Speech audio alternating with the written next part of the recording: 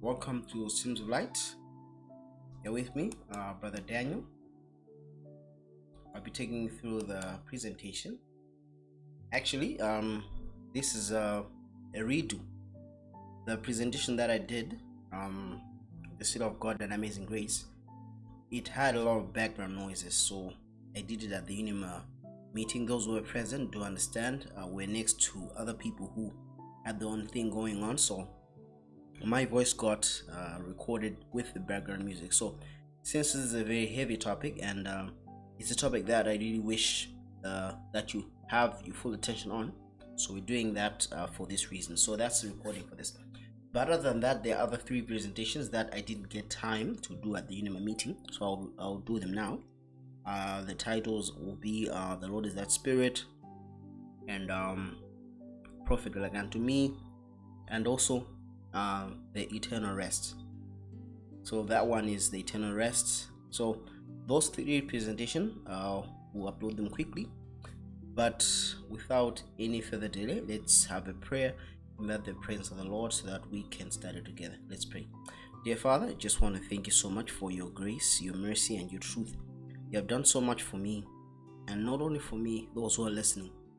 We pray that you help each and every one of us to have a full understanding of the eternal realities that we have right now. We pray for your special blessing for everyone listening. May we all be blessed. In Jesus' name we pray. Amen. So, as you can see, the title is The City of God and Amazing Grace. So, this presentation will try to tackle a topic that is very, I would say maybe some Christians have not spent much time on, some have spent much time on, but the issue is every time we come to the Word of God, there's always fresh bread. So as you can see, there are birds flying.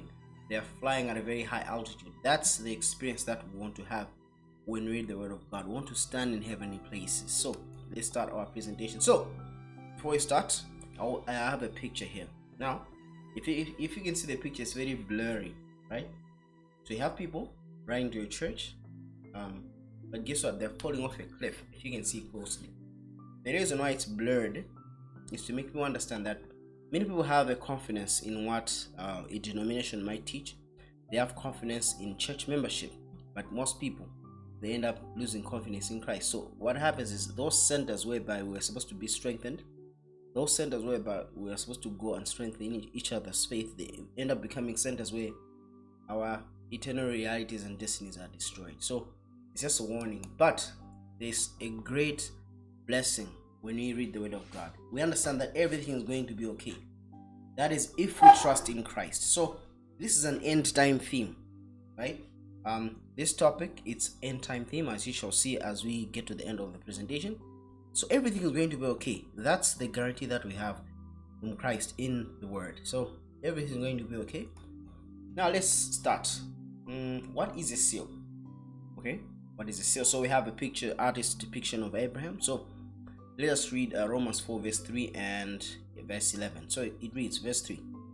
For what saith the scriptures? Abraham believed God, and it was counted unto him for righteousness. So if you actually read Genesis 15, Abraham was told that he was going to be a father of many nations. He was going to have a descendant, to have a son. And Abraham, all he had was faith. He truly believed that God was able to do. God told him, look at the stars in heaven. That's how your descendants are going to be.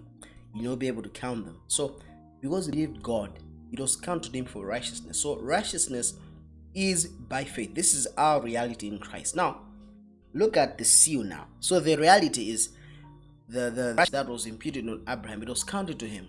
Right? Look at the seal or sign. Romans 4:11 says, and he received the sign of circumcision, a seal of righteousness or faith, which he had yet being uncircumcised, that he might be the father of them that believe, though they be not circumcised, that righteousness might be imputed unto them also. So read the whole of chapter 4. Paul's main thrust was the Jews were saying, look, everybody has to be circumcised in order to be saved. Actually, if you go to Acts 15 verse 1, that's the actual issue. The Jerusalem Council, the issue was, how are we to be saved? Are we saved by faith alone, by grace, by having to do that grace by faith, or are we saved by works? So Paul is saying, look, Abraham believed God. If you look at it critically, go to Genesis, Acts 15, Abraham believed God, and then it was counted him for righteousness. right? So he was righteous because of the belief in God. So he got righteousness because he believed God. So by faith, you can get righteousness. Okay? Now, Paul is arguing this. Look, Abraham was declared righteous because of his belief. And later on, he ordered to be circumcised. If you read, I believe that's Genesis 17, but it's chapter 15. That's the reality. So, if he was told, look, you have to be circumcised. Circumcision was a seal of the righteousness that he had. Circumcision meaning the cutting away of the flesh, cutting away of the works. So, we have the reality, which is Abraham's belief in God. And because he believed, he had faith in God, he was counted as righteous, right? So righteousness is something that we get. It's a reality that we do when we believe, right? That's number one. But now we have circumcision, which is now a sign. Circumcision is a sign of the reality, okay? So circumcision was a sign or a seal of the reality of faith, you see? So you find that circumcision was a sign of something greater than love. Right, so the Abraham had left his home country for God. So for those who are in Christ, they have left, they have followed. So those who were believers of God and who were believers of the Messiah or Christ to come had to show this outwardly also by being circumcised. So this was an outward sign or a seal of the evidence of something that had happened inside. So you understand what a sign is. He received the sign of circumcision, a seal of righteousness or faith, which he had yet been uncircumcised. So a sign and seal, in this case, they're almost used, what I would say, interchangeably, right? So he received the sign of circumcision, a seal points to something else, an experience that we enter. So now, what is seal? Other groups of Christians, I'm sure they're well meaning, they're sincere, but we have to look at this. So the other of the living God is the Sabbath. Well, if that is true, the experience, okay, let's just look at it. Ezekiel 20 verse 12, this is the proof. Let's read it. It says, moreover I give them that sanctify them. Now Sabbath is given as a sign, right? Now if you look at the old covenant, as I said, I'll look at this issue in more depth, the eternal rest. I'll look at the eternal rest. That's another topic but for now, let's just look at it closely. If you look at the old covenant, the Sabbath was at the center of it, okay? Now it says the Sabbath was given so that they know that it was the Lord who. Go to Genesis chapter 2 verse 1 to 3, right? We did it when we were looking at God's friendship. That was the very first lesson we did. The reality was God spent time with Adam and Eve, right? And because of that he spent with Adam and Eve, he created them on the 6th day, and on the 7th day God didn't do anything. God just rested. He was refreshed in his heart. There was a refreshment. It was very beautiful, right? And God spent time very closely with Adam and Eve in these hours, right? And after those hours were set apart, they sanctified, they were blessed. So what God is saying here is saying, look, you are a people. I am the one who sanctifies you. God is the one that sets people holy. And if you look at the Sabbath, it was sanctified. It was not an ongoing process that took years and years. No, it was once.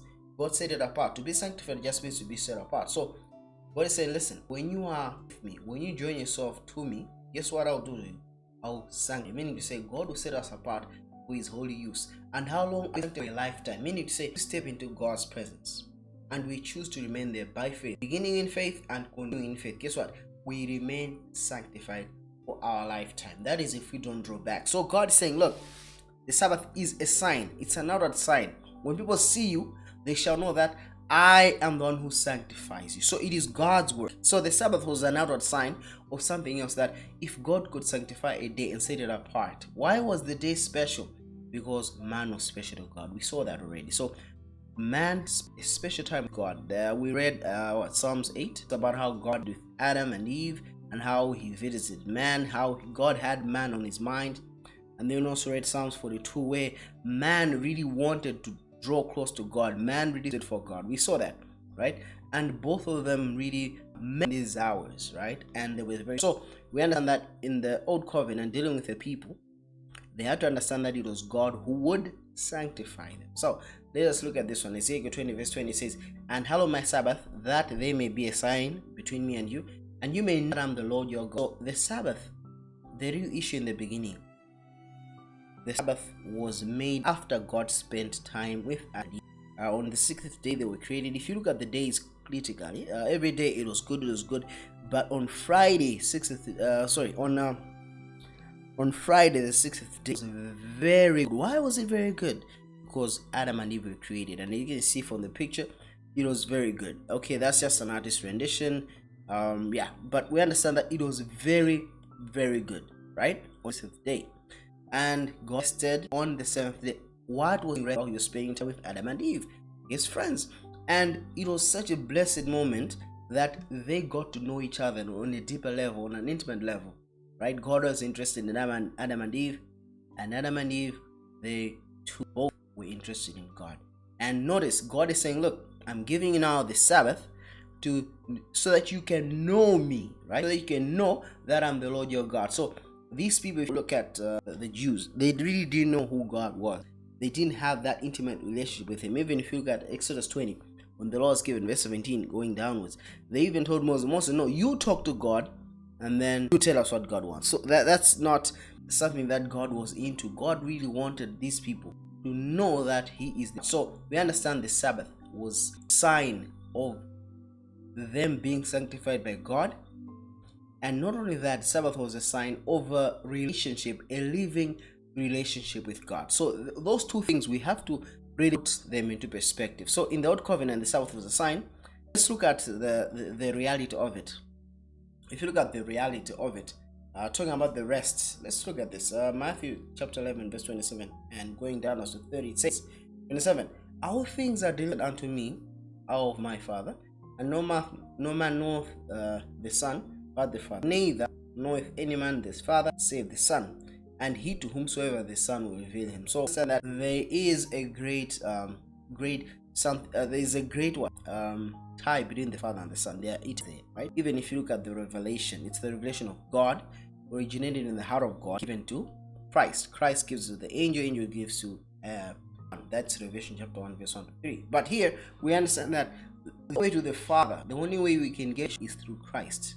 That's it. Now notice, from there, that's when we begin to unpack the reality. What is Christ really talking about? Once we know the Father, once the Christ reveals the Father to us, what will be our benefit? What will be our reality? Matthew 11, verse 28, it says, come unto me, all ye that labor and are heavy laden, and I will give you rest. So Christ says, look, you are laboring to do what? You are heavy laden. What's making you heavy? I will give you rest. So Christ says, look, I will give you rest. What's the issue here? The issue is those who are laboring. I'm sure that if you are not gone through that experience, it means you are experiencing that. You want salvation, right? You want one day to walk hand in hand with the angels in the beloved city, and you want to see God. And because of that, your heart is not at rest. Your heart is pounding. You want to be saved. And guess what happens? Instead of looking to God, instead of looking to enter a relationship with Him, you look at the list. What should I do to be saved? And you start looking at the list. And guess what happens? It never ends. It's never exhaustive. The list will always be increasing. And guess what? Your anxiety begins to grow. You begin to ask, will I be saved? Will I make it? So Christ says, look, all you who are laboring, come to me. I'll give you rest. There is no way we can go to God. If you look at all the religions, all have one thing in common. They all have rules, they all have things that we have to do in access to God. But it's only in Christianity, and I mean true Christianity, whereby God has a Son.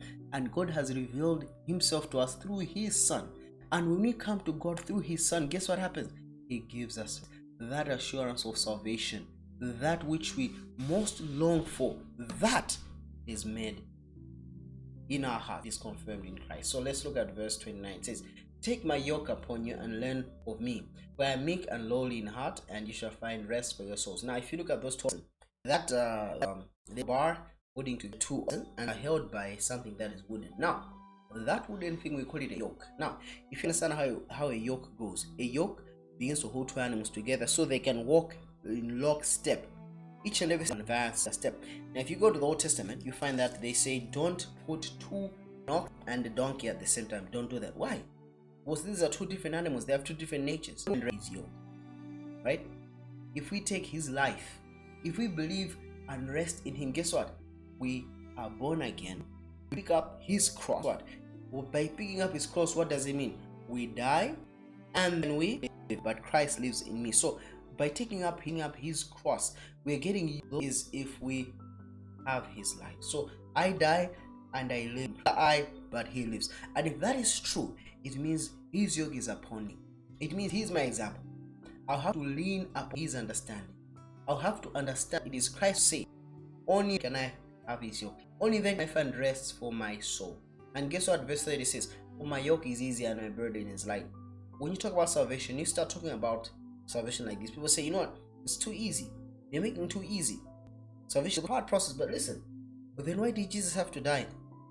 He says, look, my yoke is easy. My burden is light. Christ is promising salvation, something that we cannot ourselves. We need to let go and let Christ live. It's no longer us. It's about Christ. Only Christ can reveal us with the Father. There's only one way to please God. Only one way. By having Christ reveal God to us. That's it.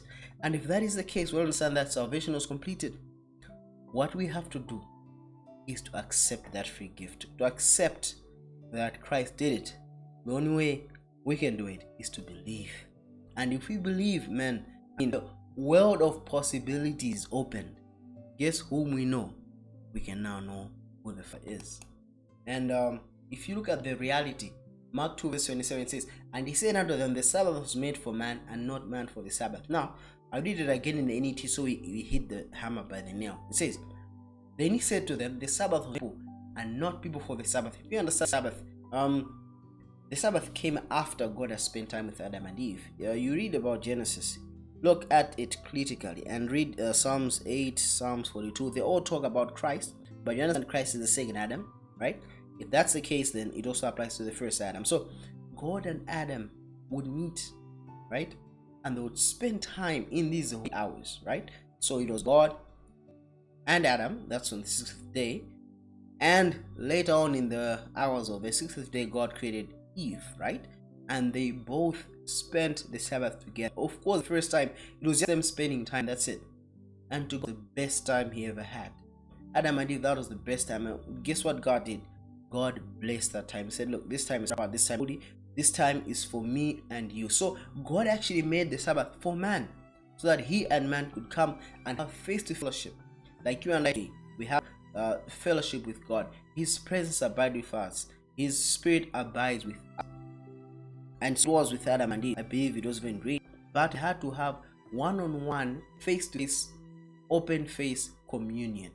That was done in these hours. So God says, look, I made the Sabbath for man. It's like this. Some people believe that God created humankind so that they could only keep the law or to keep some rule, right? Now, if that is true, it would almost be equal to me going to the lake, right?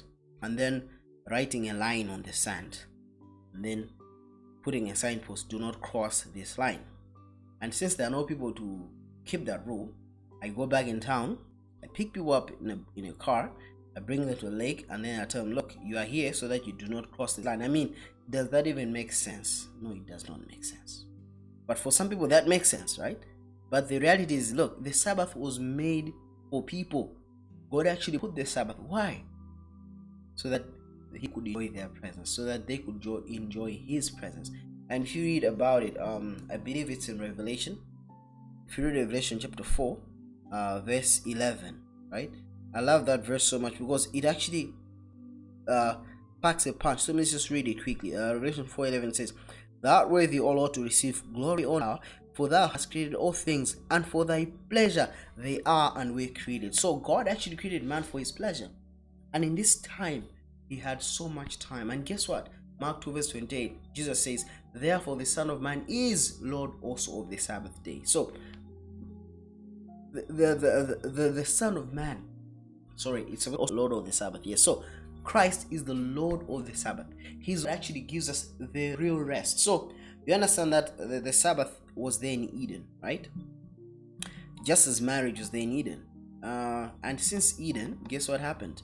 We end up having marriage and Sabbath. These are two eternal realities. And when God was giving the law on Sinai, he chose to put these eternal realities inside the law so that people could understand who he was, right? Just as if you understand the new covenant, marriage is between Christ and the bride, who is the church. But that does not destroy marriage between a man and a woman. No, it does not. Right? So marriage is an eternal reality stemming from Eden. Just as Sabbath is an eternal reality from Eden.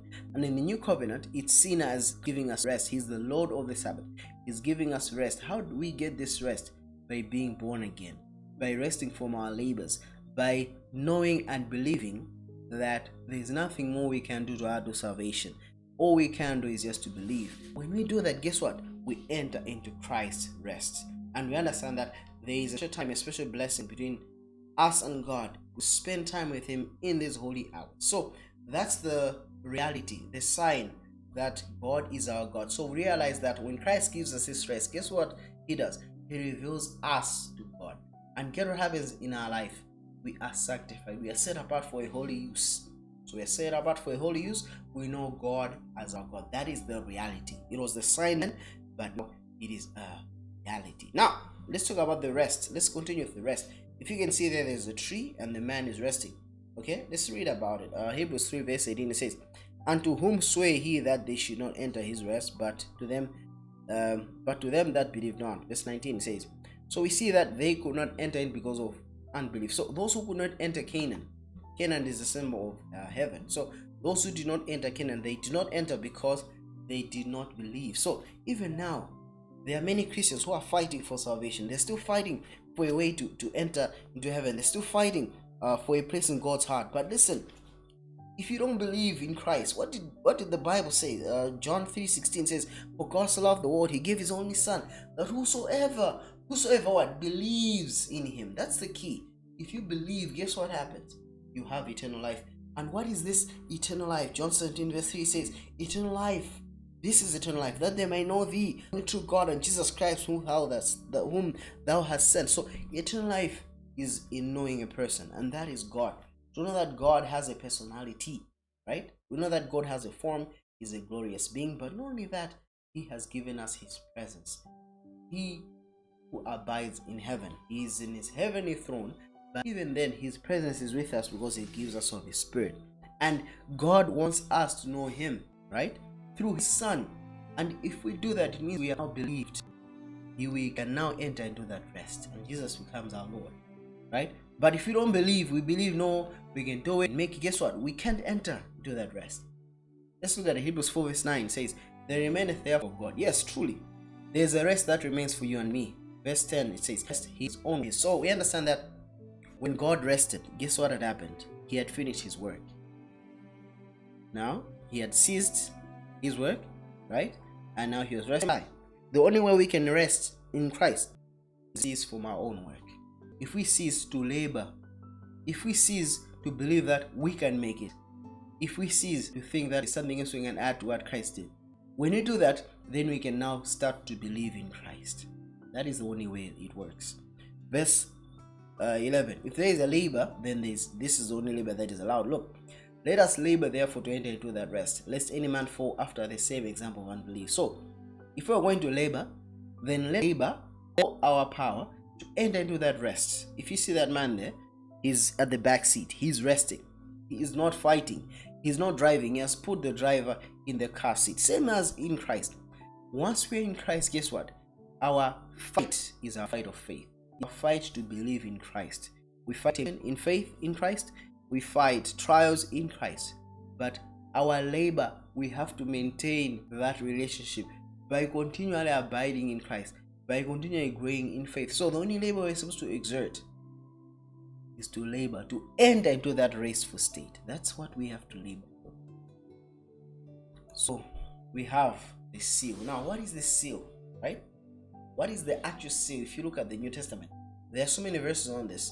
2 Corinthians 1 says, "Now He establishes us with Christ, with you in Christ, and have anointed us is God." So the anointing that we receive is received from God. Remember that God is only revealed to us through His Son. Continue. 2 Corinthians 1 verse 22, it says, "Who has also sealed us and given the earnest of the Spirit in our heart."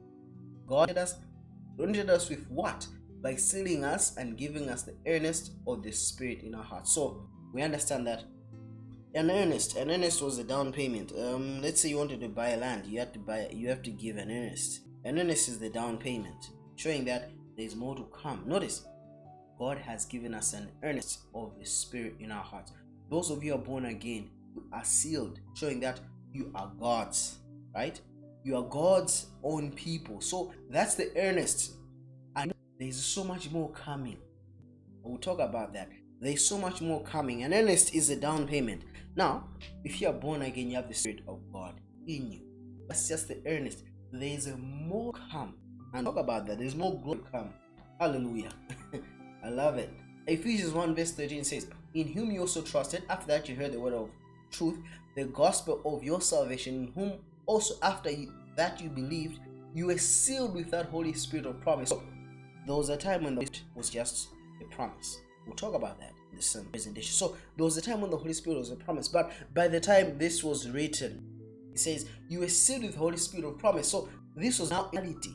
To be in Christ is to be sealed with the Holy Spirit of promise. Talk about that. So Ephesians 1 verse 14 it says, which is our earnest of inheritance unto the redemption of the purchased possession, unto the praise of glory. So once we are born, we have this seal. What is this? Holy Spirit. Right? So seal is a sign. So once you have the Holy Spirit in you, it's a sign, right? It's a sign of a reality. Guess what? We have an earnest. What is the earnest of what? Of the inheritance. Meaning to say, there's an inheritance that is coming. Right? That is the open face of God. But more than that, there is a greater reality that we understand. Once we are born again, we have a new life, we have a new experience, identity, right? So the seal that we are God's people is the Holy Spirit in us. So it is not a reality that we receive. We receive Holy Spirit presence, which is an indication that we are God's own children, right? So looking at this, right? So let's look at this. Ephesians 4 verse 29 says, let no corrupt communication proceed out of your mouth, but that which is good to the use of edifying, that it may minister grace unto the hearers. Verse 30, and grieve not the Holy Spirit of God, whereby you are sealed unto the day of redemption. So there's a day of redemption. We are the earnest. It's a promise. It's a down payment. We are sealed unto the day of redemption. So these are some of the greatest realities. Wow, great. My mind is taken. Anyways, I don't go into prophecy, but we do understand the last day people, those who are on the earth, are those who are captured alive, right? They are faithful until the end, and they're captured alive. So we have that Holy Spirit of promise. So we have New Testament texts. We have Ephesians chapter 1, Ephesians chapter 4, 2 Corinthians 1. They affirm that the Holy Spirit is you, or the earnest. Now, what is it a down payment of? Now, let's look at this.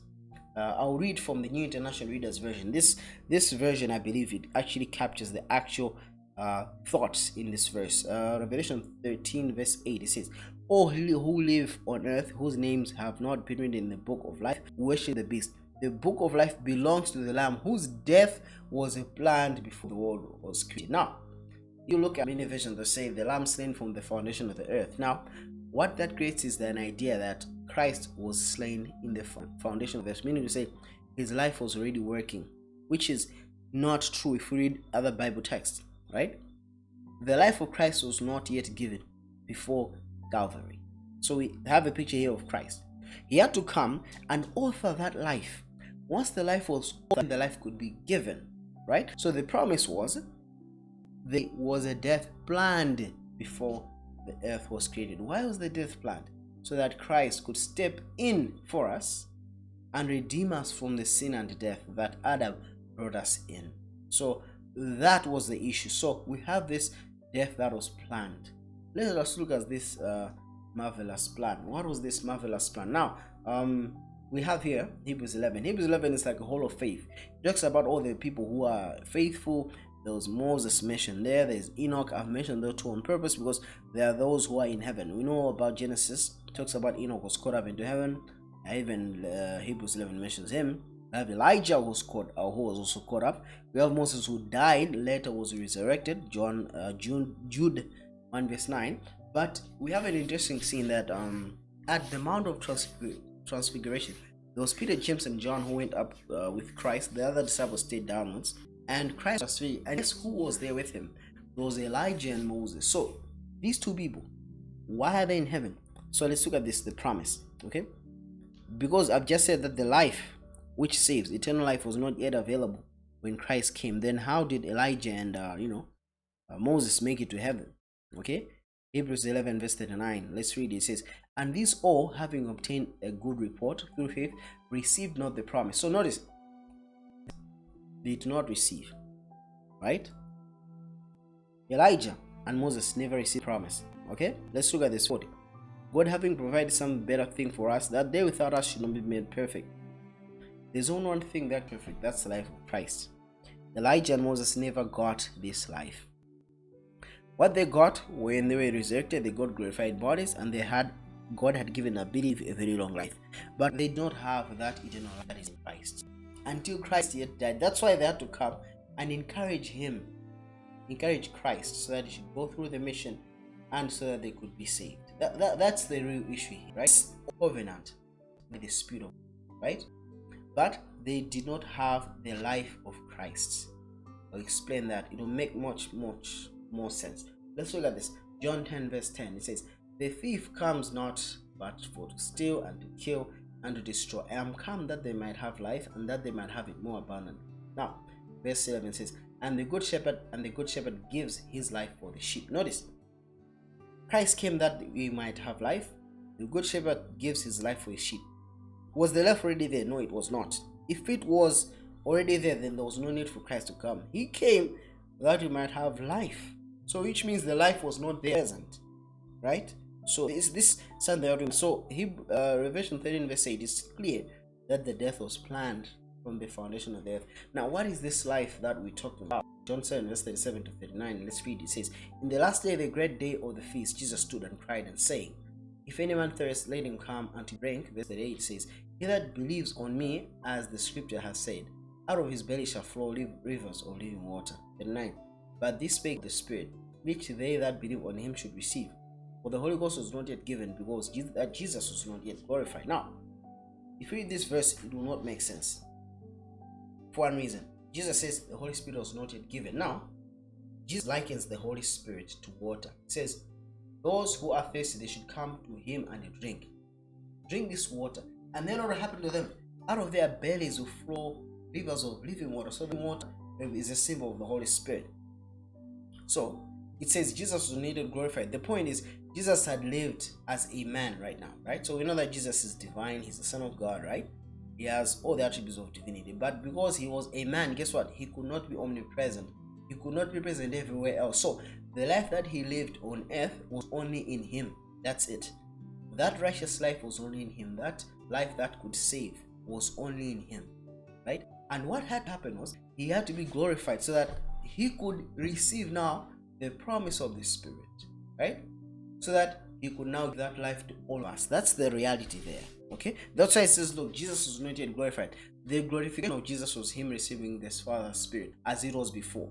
So if you let's just look at the next verse. It will explain all these things. John 14 verse 6 says, Jesus says unto him, I am the truth and the life, and no man comes unto the Father but by me.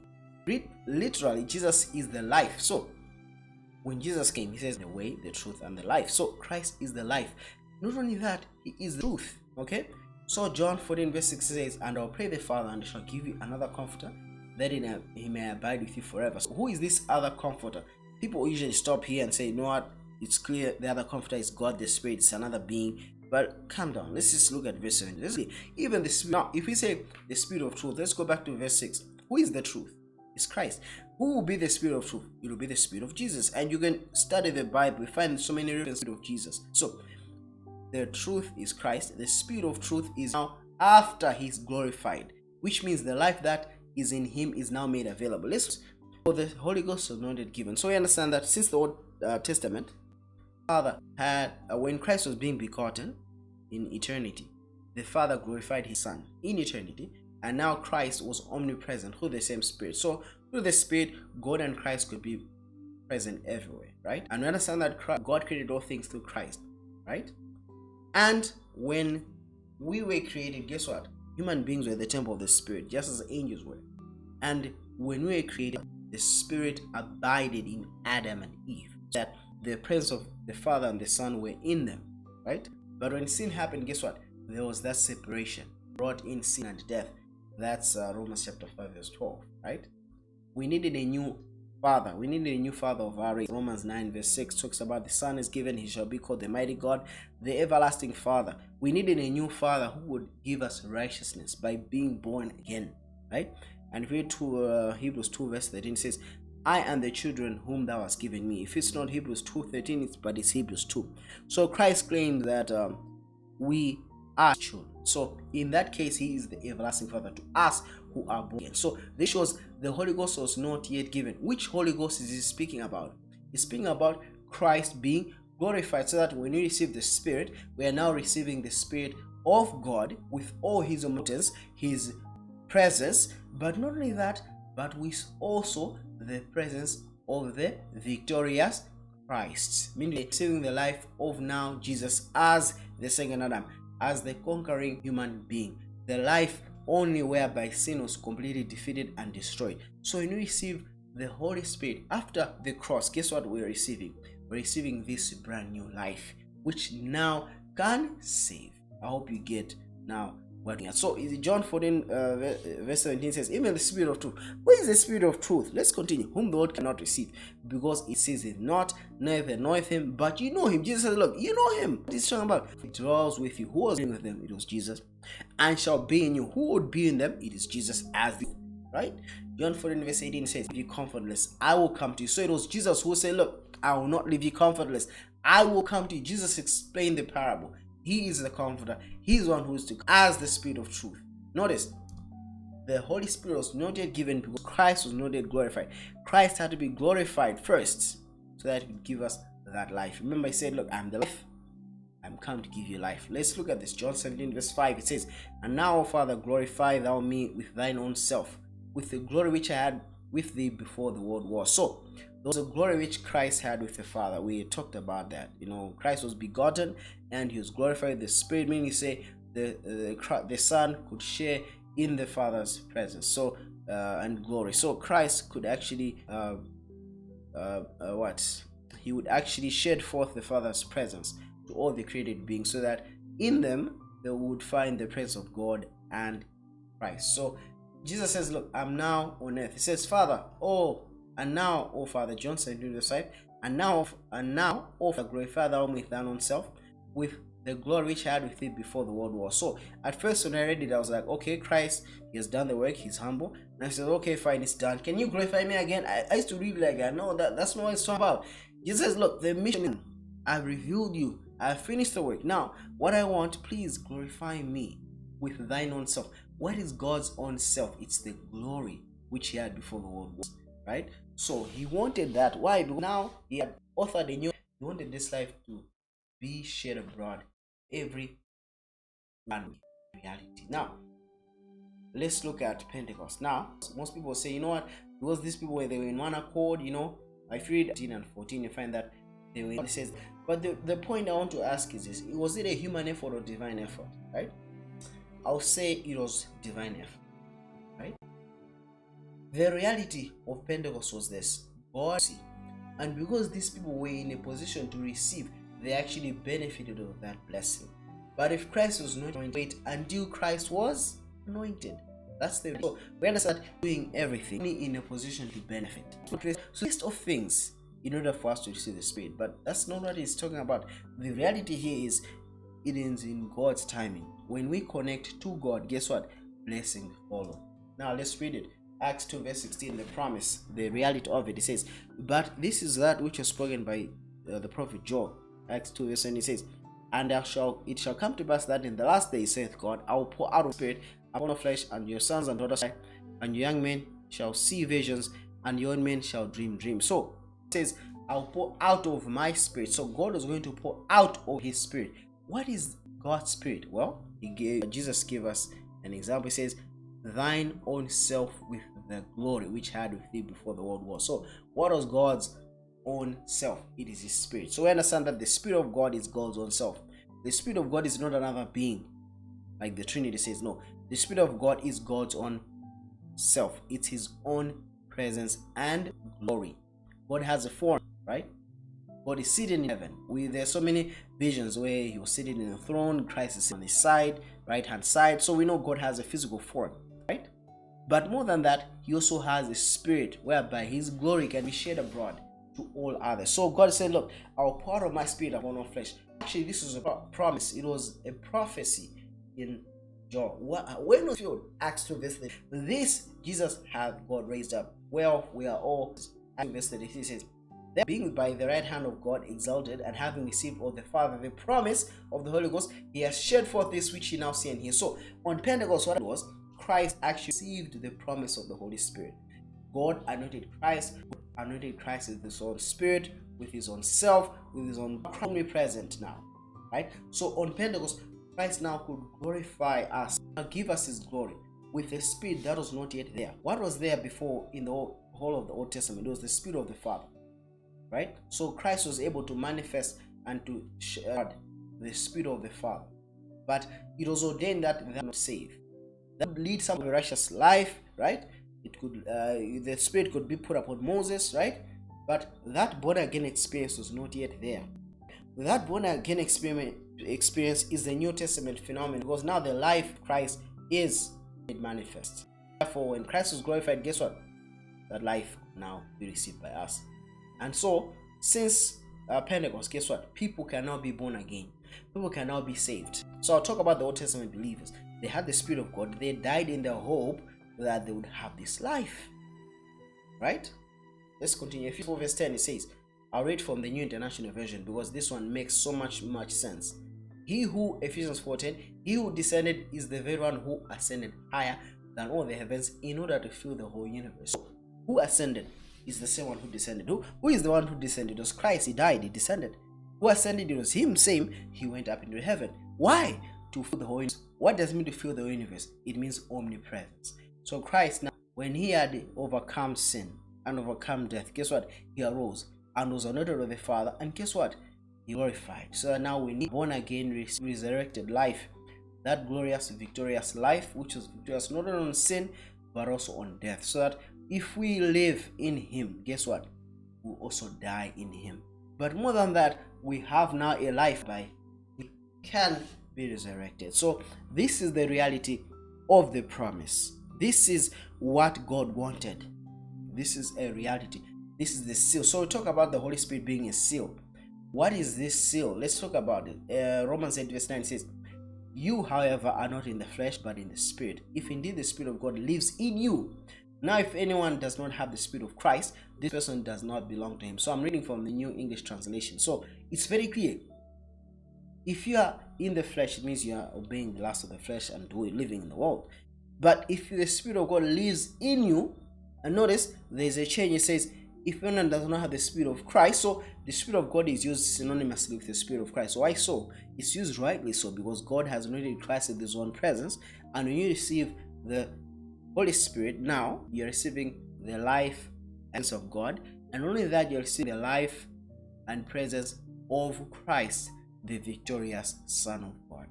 So the reality is, if you're not born again, you don't have the Spirit of God, you don't belong to him. So the seal shows ownership. If you don't have the seal, you're not a Christian. You don't belong to God. Right? So Romans 8 verse 10 says, but if Christ is in you, your body is dead because of sin, but the Spirit is your life because of righteousness. So now we receive this righteous life of Christ. If Christ is in us, how is Christ in us? By the truth will dwell in you, right? So who was dwelling with? Let's go back. Let's just look at this quickly. Here, the Spirit of John 14:17 at the end. But you know him, for he dwells with you and be in you. Who will be in us? Let's look at Romans. Let's look at this. But if Christ is in you, so the Spirit of truth is actually Christ. Christ in us. That's the reality. So we understand that once we are born again, guess what? We have the seal. The seal in the new covenant where we are, it's an earnest, a down payment. There is even something even greater. There's something greater coming. What is this something greater? Let's look at this. Romans 7 verse 3 says, saying, hurt not the earth, neither the sea nor the trees, till we have sealed the servants of our God in their foreheads. So there is a seal coming. It's put in their foreheads. Now, I want to read the bottom verse. 1 Corinthians 6 verse 7. It says, he that is joined unto the Lord is one spirit. Okay? He who is joined with the Lord is one spirit. Now, if you're trying to make two trees to be one, what you do, you graft them together. If you're trying to make two pieces of cloth one cloth, you sew them together. If you're trying to make two pieces of metal to be one metal, guess what? You weld them together, right? But if you're trying to make two lives one, what do? You join them together. How can you join two lives together? By the Spirit. So when we are born again, guess what happens? My body doesn't change. We talked about body, soul, and spirit. You're going to look at that lesson. My body doesn't change, right? My soul or my thoughts, my emotions don't change because I still have the same knowledge I had, right? But what changes is my spirit. So when I'm born again, guess what happens? My spirit is completely changed. And guess what follows? My mind then has to adapt to the life that I have. My character gets transformed according to the spirit that I have. So I start reading the Bible. My thoughts begin to change. My thought process begins to change. I start to know more about God, His revelation. I grow in that. But my spirit is perfect in God. So if you look at the Christian experience, the one that always brings us back is our soul. It is not fully developed. We develop character in the soul, yes, but that is not fully developed. So that's why it sounds, look, if I'll turn with drugs, if this was into pornography, I'll turn with porn. If he was into let's say stealing, I'll turn with some steal. So that's what the devil does. But guess another reality coming. It says, still we have sealed the Sabbath of God in our forehead. So this, we know that the seal is the Holy Spirit. Now, how will the seal be placed? What is in the forehead? The mind, the seat of the. There will be an experience whereby we shall experience this. This is our future of earth before the end times. Before end times, meaning to say the mark of the beast crisis, right? God will have to seal us in our foreheads. And guess what is in our forehead? Our minds. This is the one area whereby we always draw back. We talk about faith. Faith fought with difficulty, with disbelief in the mind, right? And God will do something to our minds whereby we'll have a special experience whereby we'll be sealed in our minds to say that that sin that so easily brings us back, that sin, that memory of it all will be to be wiped out. So God will wipe out the traces of sin in our minds. That silicon code of affection we have with sin, it will be cut off in our minds. So it will be wiped just as Christ was. So we find that Christ overcame all sin, right? He had that righteous life in him. So we'll have that righteous life of Christ, not only in our spirit, but also in our soul, meaning to say our mind will be completely wiped out of sin. We shall be 100% perfect in mind. So which means we have settled into the truth, not only spiritually by being born again, but also mentally, meaning to say our mind is settled in the truth. And that, my friends, is what we call the seal of the living God. And if you look at verse 4, it says, and I heard the number of them which were sealed, and they were sealed 144,000 of all of all the tribes of children of Israel. We talked about this, the New Testament reality. When you talk about children of Israel, you're talking about Christians there. Romans 2, last 3 verses, even Galatians 3, verse 26, I'm sure, but the last 3 verses in Galatians 3 talks about if you're in Christ, you're Abraham's seed. You are actually Israel, right? So talks about Christians there. So just as at Pentecost, those people, for them to experience Pentecost, to receive the New Testament experience of being born again, guess what? They only had to live until Pentecost and be in a position to receive. They were in the upper room, they were in one accord, they were praying, yes, but they were in a position to receive the reality that was available to them at that time. Just like you and I, if we live long enough, we live to this time and we are joined to God and we are in Him, guess what happens? We will be sealed in the forehead now, not in our spirit only, but in the forehead. This is reality that is to come, and I pray part of this group. It's an experience like no other, and because of that, this 144,000, which is just symbol for the Christians there at the end of time. Guess what? They will go through a time of trouble and represent God like no other people have ever done. So this is a reality, and even John spoke about this. 1 John 3 verse 1. Now remember, I talked about the earnest. Remember the earnest? We said an earnest is an old English word for a down payment. Now, when I'm born again, my spirit is converted completely, but my body and my soul are not converted. My soul, I mean my thoughts, my emotions, all that stuff. So my soul, that's where my character is. The down payment will be completely fulfilled here, meaning to say the seal of the living God, the Spirit will do a work for me in my mind. So that's the full accomplished thing. That's the final thing, right? So we had the early rain on, we have the latter rain, which is to do a greater work in my soul, in my mind. Wonderful. Just simply amazing. So 1 John 3 verse 1, it says, behold, what man the Father has bestowed upon us, that we should be called the sons of God. Therefore the world knows us not, because it knew him not. So this is a New English translation. It says, look, what manner of love the Father has bestowed upon us, that we should be called the sons of God. Now listen, Romans 8 verse 15 8 verse 14 to 16 talks about adoption. Say we as Christians, we are adopted into the beloved in Christ, right?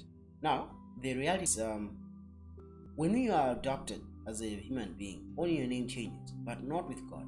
When you are adopted, God changes, your life changes, because you're born again. You have now the life of Christ. So John said, behold, what manner of love the Father has bestowed upon us, that we should be called the sons of God. Verse 2, notice, I used to wonder, what does it mean? So he talks about verse 2. Beloved, now we are the sons of God, and it does not yet what we shall be. But we know that when he shall appear, we shall be like him, for him as he is. Notice, we are now the sons of God right now. The reality is there.